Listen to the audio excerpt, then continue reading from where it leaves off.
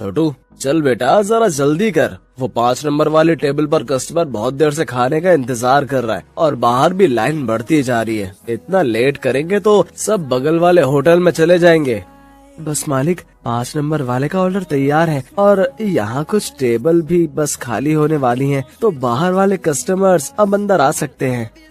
ये है सत्यभान और इसका होटल अतिथि देवो भव। जैसा इस होटल का नाम था ठीक वैसा ही यहाँ का काम था। होटल के अंदर आने से पहले हर कस्टमर का तिलक किया जाता था और फिर बड़े ही सम्मान के साथ उसे बिठाकर खाना परोसा जाता था। इस अनोखे तरीके की वजह से ही सत्यभान का ये होटल बहुत मशहूर था और बड़ी दूर दूर से लोग यहाँ खाना खाने आते थे। होटल के खाने का बढ़िया स्वाद और यहाँ की साफ सफाई भी एक बड़ी वजह थी कि आसपास के कई होटलों और ढाबों को छोड़कर कस्टमर सत्यभान के पास ही आते थे। सर मेरा नाम रमन है, मैं पब्लिक टाइम्स अखबार से आया हूँ, मुझे आपका इंटरव्यू करना है।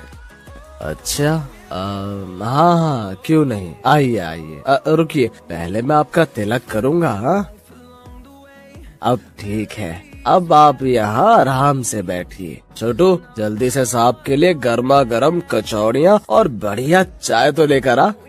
हाँ तो सत्यभान जी, सबसे पहले मैं आपका पूरा होटल और यहाँ की किचन देखना चाहूँगा। वैसे सुना तो मैंने ये है कि आप किसी को भी अपनी रसोई में लेकर नहीं जाते, लेकिन मुझे तो आपके वहाँ लेकर जाना ही होगा, वरना ये इंटरव्यू अधूरा रह जाएगा। अरे बस वो बात ऐसी है कि आप तो जानते ही हैं, होटल के बिजनेस में सारा खेल खाने में इस्तेमाल होने वाले मसालों और रेसिपी का ही है और यहाँ मैंने और मेरे साथियों ने बड़ी मेहनत से ये सब तैयार किया है। अच्छा लेकिन आपके यहाँ जो लोग काम करते हैं, मतलब आपके साथी, अगर उनमें से किसी ने धोखा दिया तो? नहीं नहीं, ऐसा तो हो ही नहीं सकता। यहाँ जितने भी लोग मेरे लिए काम करते हैं वो सब के सब मेरे गांव से ही हैं, यानी सब मेरा परिवार है। आज तक का रिकॉर्ड है, मुझे मेरा कोई साथी छोड़कर नहीं गया। ये तो वाकई बहुत बड़ी बात है, लेकिन अब तो आप इतने मशहूर हो गए, आपका होटल एक ब्रांड बन चुका है, तो लोग आपकी रसोई को अंदर से देखना चाहते हैं। आप चिंता मत कीजिए, मैं आपके मसालों और रेसिपीज का राज नहीं खोलूंगा, लेकिन रसोई के अंदर की कुछ फोटोज तो चाहिए होंगी आपके इंटरव्यू के साथ छापने के लिए। सत्यभान उस पत्रकार को समझाने की कोशिश करता है, लेकिन वो खुद ही उस पत्रकार की बातों में फंस जाता है। अखबार में अपना इंटरव्यू और फोटो छपने की बात से वो बहुत खुश था और इसी खुशी में वो बह गया और उस पत्रकार को उसने अपने होटल का एक एक कोना बहुत अच्छे से दिखाया, साथ ही अपनी रसोई में ले जाकर अपने सारे तौर तरीकों और रेसिपीज का भी अनजाने में खुलासा करता गया। वो पत्रकार होटल की लगभग हर चीज की तस्वीर ले रहा था। इंटरव्यू के दौरान उसने सत्यभान से कई सवाल पूछे, जिनके जवाबों में सत्यभान के सारे सीक्रेट खुलते जा रहे थे। अच्छा सत्यभान जी, बहुत अच्छा लगा आपसे मिलकर। इंटरव्यू के लिए शुक्रिया, अब मैं चलता हूँ। जी जी आपका बहुत शुक्रिया। अब वैसे ये सब कब छपेगा अखबार में? बस यही 1-2 दिन में, मैं आपको फोन पर इन्फॉर्म करूँगा। इतना कहकर वो पत्रकार सत्यभान के होटल से बाहर निकलता है और कुछ दूर पहुंचते ही मुस्कुराते हुए अपने गले में पहना हुआ आई कार्ड उतारकर एक कूड़े के ढेर में फेंक देता है। बड़ा अक्लमंद समझता था खुद को, एक नंबर का बेवकूफ निकला ये तो। असल में ये आदमी कोई पत्रकार था ही नहीं, पास ही मौजूद एक दूसरे होटल के मालिक का रिश्तेदार था, जो पत्रकार बनकर सत्यभान के सारे सीक्रेट जानने के लिए उसके पास गया था। ये आदमी अपने मकसद में पूरी तरह से कामयाब हो चुका था। इधर सत्यभान रोज सुबह के अखबार में अपने इंटरव्यू के छपने का इंतजार कर रहा था। जा छोटू, देख तो अखबार आ गया होगा। अब तो पूरे 4 दिन हो लिए, आज तो पक्का अपनी फोटो छपी होगी। छोटू फौरन उस दिन का अखबार लेकर आता है, लेकिन बीते दिनों की तरह उसमें भी सत्यभान और उसके होटल का जिक्र तक नहीं था। ये देखकर सत्यभान उदास हो जाता है। ऐसा कई दिनों तक होता रहा। फिर सत्यभान ने उम्मीद ही छोड़ दी और ये सब कुछ भुला दिया। फिर एक दिन अचानक सत्यभान के होटल में रेड पड़ जाती है। फूड इंस्पेक्टर अपने कुछ आदमियों के साथ सत्यभान के होटल पहुंचते हैं, इसकी जांच करने लगते हैं। देखिए, हमें आपके होटल के खिलाफ शिकायत मिली है कि आप खाने में नकली सामान का इस्तेमाल करते हैं। ये कैसी बातें कर रहे हैं आप? सालों से मैं इस होटल को चला रहा हूँ, वो भी पूरी ईमानदारी से। अगर ऐसा है तो हमें यहाँ की तलाशी लेने दीजिए। चलिए हटिए यहाँ से। पूरी टीम होटल का कोना कोना छानने लगती है। तभी उन्हें किचन के पास एक छोटा सा दरवाजा दिखता है। फूड इंस्पेक्टर खुद इस दरवाजे को खोलकर अंदर जाते हैं तो उन्हें काफी मात्रा में नकली घी, तेल, नकली मसाले जैसी कई चीजें मिलती हैं। तो ये है तुम्हारी ईमानदारी का सबूत? हाँ, शर्म आनी चाहिए तुम्हें।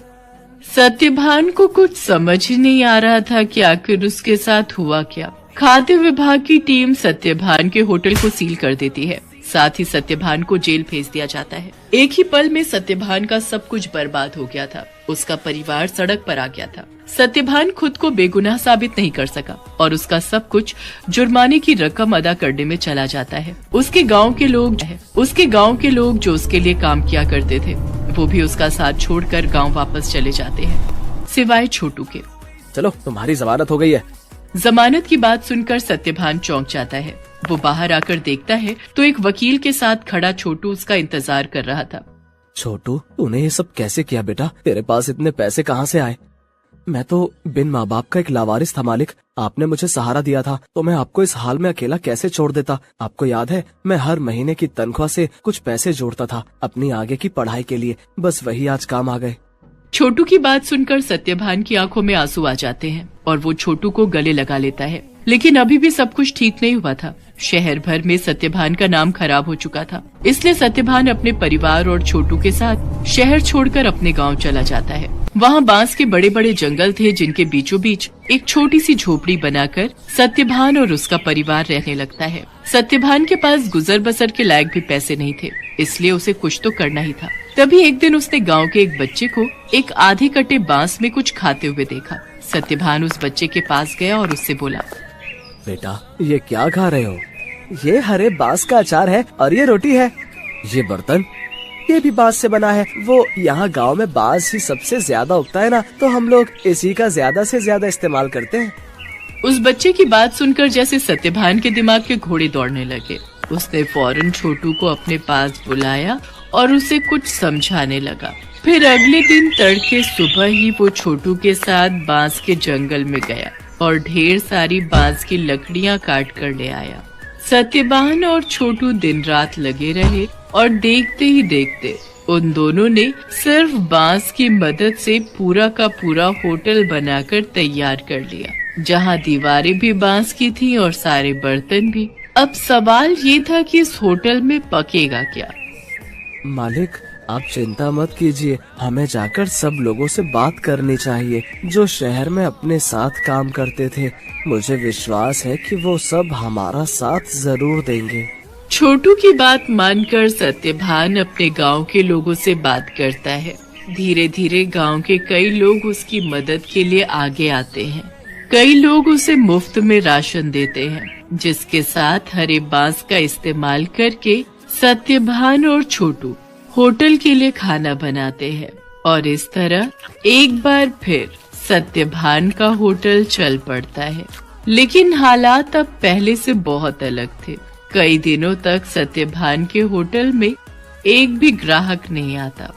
फिर एक दिन शहर से कुछ दोस्तों का एक ग्रुप वहां आता है और सत्यभान के अनोखे होटल को देखकर चौंक जाता है। कुछ नया आजमाने के इरादे से वो सभी सत्यभान के होटल के अंदर आ जाते हैं।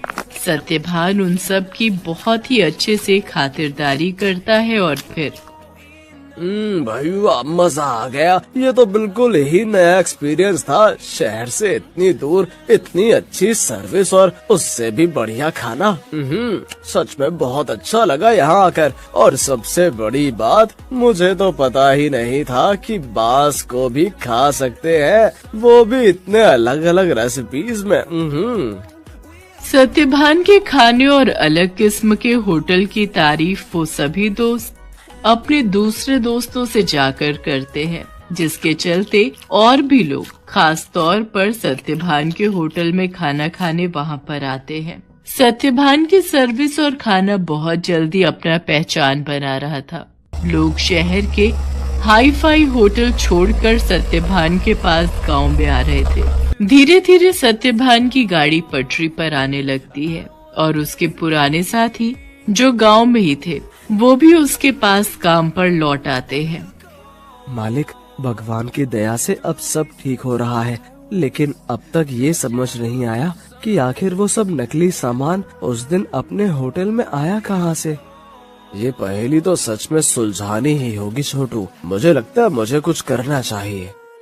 सत्यभान के पास अब इतने पैसे जमा हो चुके थे कि वो अपने खिलाफ रची गई साजिश की जांच करवा सकता था। वो अपने केस को रीओपन करवाता है और एक प्राइवेट डिटेक्टिव की मदद से सारा सच बाहर निकलवाता है।